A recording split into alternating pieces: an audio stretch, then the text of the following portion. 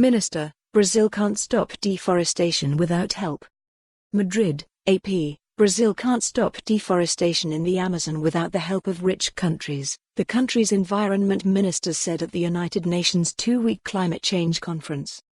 Ricardo Salles, who declined to set a target for limiting deforestation in the coming year, said in an interview Saturday with the Associated Press that his country is committed to reducing illegal activity, but needs the support of developed nations. "We are willing to do whatever is necessary to do so, but we need that backup," Salles said. "That backup was promised many years ago and we're still expecting the rich countries to participate in a proper way. Proportional funds are what are going to be needed for that task."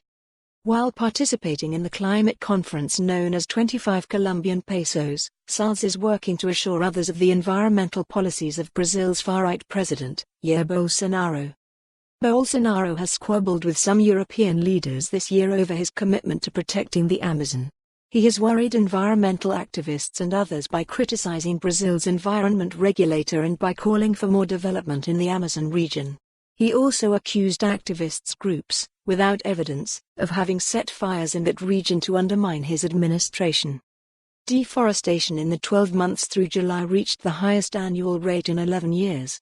Brazil's annual deforestation report released in November showed a nearly 30% jump from the prior year in the Amazon, which lost 3,769 square miles, 9,760 square kilometers, of forest.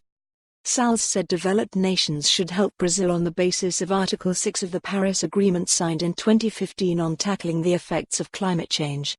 The article says monetary compensation mechanisms must be created to help developing countries. Brazil already receives money from wealthy nations, namely Germany and Norway, to fight deforestation in the vast Amazon rainforest. Norway alone has donated $1.2 billion to Brazil's Amazon Fund since its creation in 2008.